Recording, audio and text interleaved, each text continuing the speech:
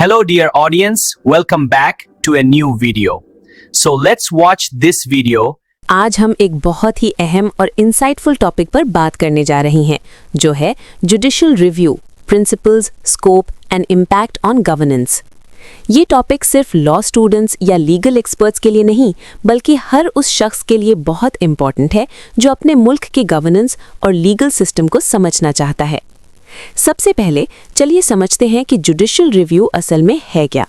Judicial review एक ऐसी principal है जिसके तहत कोर्ट्स यानी अदालतों को हक हासिल होता है कि वो लॉज और गवर्नमेंट के एक्शंस को चेक कर सकें, और अगर कोई लॉ या एक्शन कॉन्स्टिट्यूशन के खिलाफ हो तो उसे इनवैलिड डिक्लेयर कर सकें। ये प्रिंसिपल असल में डेमोक्रेसी और रूल ऑफ लॉ को इंश्योर करने का एक पावरफुल टूल है। अक्सर लोग सोचते हैं कि जुडिशियल रिव्यू सिर्फ एक टेक्निकल लीगल टर्म है, लेकिन असल में इसका इम्पैक्ट हर सिटीजन की जिंदगी और गवर्नेंस पर डायरेक्टली होता है। जब कोर्ट्स जुडिशियल रिव्यू के जरिए अनकॉन्स्टिट्यूशनल एक्शंस को रोक देते हैं तो वो सोसाइटी में जस्टिस और फेयरनेस का बैलेंस बनाए रखते हैं। अब हम बात करते हैं प्रिंसिपल्स की। जुडिशियल रिव्यू के कुछ की प्रिंसिपल्स होते हैं। Constitutional supremacy. सबसे पहला प्रिंसिपल ये है कि कॉन्स्टिट्यूशन सबसे ऊपर है। गवर्नमेंट और लेजिस्लेचर दोनों को कॉन्स्टिट्यूशन के रूल्स के अंदर रहना जरूरी है। अगर कोई लॉ या गवर्नमेंट एक्शन कॉन्स्टिट्यूशन के खिलाफ है तो कोर्ट्स उसे स्ट्राइक कर सकते हैं। Separation of powers. डेमोक्रेसी में 3 ऑर्गन्स होते हैं: लेजिस्लेचर, एग्जीक्यूटिव और जुडिशरी। जुडिशियल रिव्यू इंश्योर करता है कि ये तीनों ऑर्गन्स अपनी बाउंड्रीज के अंदर काम करें और एक दूसरे के पावर को मिसयूज ना करें। Rule of law. Her citizen और गवर्नमेंट ऑफिशियल लॉ के नीचे इक्वल है। जुडिशियल रिव्यू इस बात को एनफोर्स करता है कि कोई भी पावरफुल पर्सन या इंस्टीट्यूशन लॉ से ऊपर नहीं है। जुडिशियल रिव्यू का स्कोप भी बहुत वाइड है। कोर्ट्स सिर्फ लॉज को ही नहीं चेक करते, बल्कि एग्जीक्यूटिव एक्शंस, गवर्नमेंट पॉलिसीज और कभी-कभी एडमिनिस्ट्रेटिव डिसीजंस को भी रिव्यू करते हैं। ये एंश्योर करता है कि सिटीजन्स के फंडामेंटल राइट्स और फ्रीडम्स सेफ रहें। इम्पैक्ट की बात करें तो जुडिशियल रिव्यू का गवर्नेंस पर बहुत गहरा इफेक्ट होता है। इसके जरिए ना सिर्फ इलीगल और अनकॉन्स्टिट्यूशनल एक्शंस रोकी जा सकती हैं, बल्कि पॉलिसी मेकिंग और लॉ फॉर्मुलेशन में भी डिसिप्लिन और अकाउंटेबिलिटी आती है। गवर्नमेंट्स को पता होता है कि उनके हर एक्शन को कोर्ट्स रिव्यू कर सकते हैं, इसलिए वो ज़्यादा रिस्पॉन्सिबल और फेयर पॉलिसीज बनाते हैं। ये सिर्फ एक एब्स्ट्रैक्ट कॉन्सेप्ट नहीं है, बल्कि रियल लाइफ एग्जाम्पल्स भी बहुत हैं जहां जुडिशियल रिव्यू ने डेमोक्रेसी और सिटीजन्स के राइट्स को प्रोटेक्ट किया है। मिसाल के तौर पर, अगर कोई गवर्नमेंट एक लॉ पास करे जो माइनॉरिटी राइट्स को हर्ट करता हो, तो कोर्ट्स जुडिशियल रिव्यू के जरिए उस लॉ को स्ट्राइक कर सकते हैं। दोस्तों, इस पूरे प्रोसेस का एसेंस ये है कि जुडिशरी एक गार्डियन का रोल प्ले करती है ताकि गवर्नेंस ट्रांसपेरेंट, अकाउंटेबल और कॉन्स्टिट्यूशन के मुताबिक हो। अगर जुडिशियल रिव्यू नहीं होती तो गवर्नमेंट्स अपनी पावर मिसयूज करके सिटीजन्स के राइट्स को वायलेट कर सकती हैं।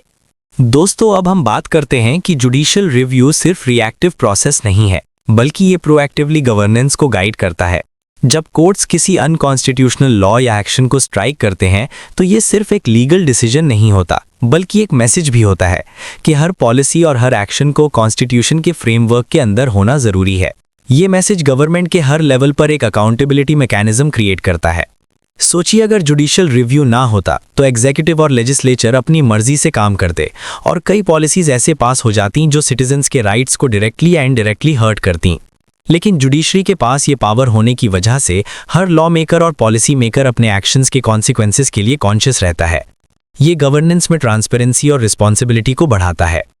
अब हम रियल लाइफ एग्जाम्पल्स की तरफ चलते हैं ताकि समझना और आसान हो जाए। मिसाल के तौर पर, अगर किसी मुल्क में एजुकेशन पॉलिसी ऐसी बनाई जाए जो किसी स्पेसिफिक कम्युनिटी के स्टूडेंट्स को डिसएडवांटेज में डाल रही हो, तो जुडिशरी इस पॉलिसी को जुडिशियल रिव्यू के जरिए एनालाइज करती है। अगर वो पॉलिसी फंडामेंटल राइट्स के खिलाफ हो तो जुडिशरी उसे मॉडिफाई या स्ट्राइक कर सकती है।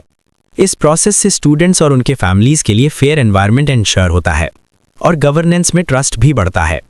इसी तरह health care policies, labour laws, taxation laws और एनवायरमेंटल रेगुलेशंस में भी जुडिशियल रिव्यू का इम्पैक्ट बहुत गहरा होता है।